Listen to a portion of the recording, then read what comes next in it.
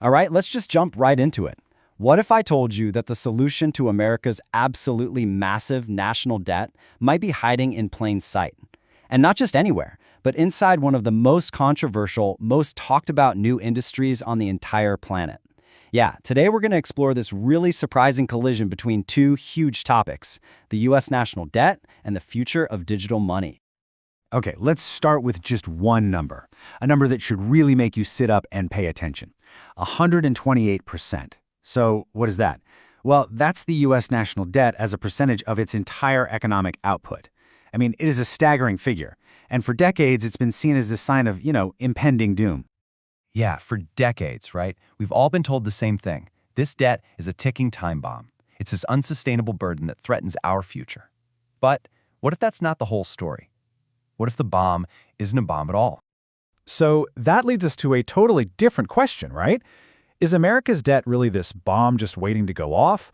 Or is it actually becoming something else entirely? Something like, say, the very bedrock of the global financial system? We're all used to thinking about debt as this personal thing, right? A liability, a weight on your shoulders. But there's this new perspective, and it's being highlighted by places like the CFA Institute, that suggests U.S. debt is, well, it's more like the essential plumbing of modern finance. Think of it like the hidden pipes that keep the whole system flowing. You don't see them, but without them, nothing works. Okay, now check this out. We hear all the time that foreign countries, own America's debt. But this tells a completely different story. A staggering 78% of it is held right here at home. We're talking about the Fed, pension funds, even regular U.S. households. And that domestic ownership, well, that's the real secret to its surprising stability. But okay, there's a problem brewing. The traditional buyers, the big foreign central banks, they're starting to back away a bit. So the big question is, who's going to step in to fill that void? The answer, let me tell you, is probably not who you'd expect at all. Believe it or not, the answer is coming from the world of digital assets, and specifically from something called stablecoins. So what on earth is a stablecoin? Well, the easiest way to think about it is like a digital poker chip. For every single chip you hold, there's a real US dollar sitting in a vault somewhere backing it up. It's basically a digital dollar that you can send anywhere in the world, instantly. And here is the absolute key.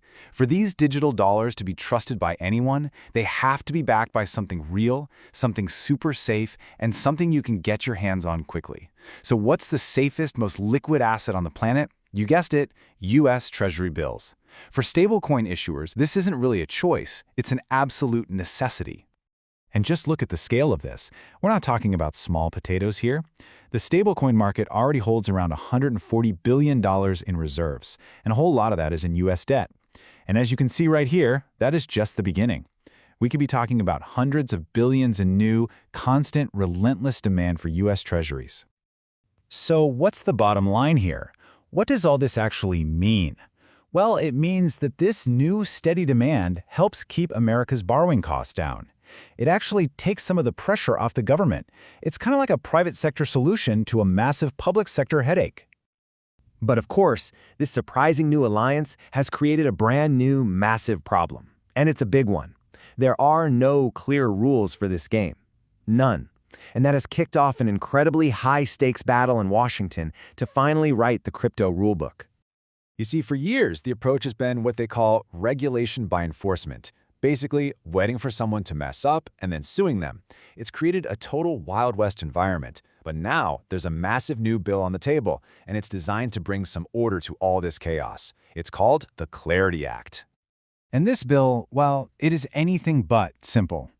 In fact, it's revealed two fundamentally, diametrically opposed visions for the entire future of finance and technology in America. So on one side, you've got the innovators. Think of firms like A16Z Crypto and SFX.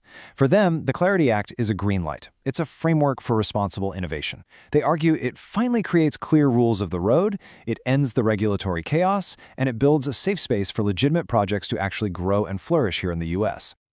Just as A16Z Crypto puts it, the whole goal is to bring the already massive crypto industry out of the shadows and into the regulated economy. And in their view, that's a win for absolutely everyone. But then you have the other side. You have the watchdogs.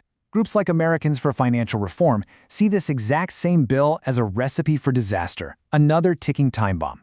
They argue it's just a handout to crypto billionaires that guts investor protections, creates all sorts of dangerous loopholes, and completely ignores the very painful, hard-won lessons from the 2008 financial crisis.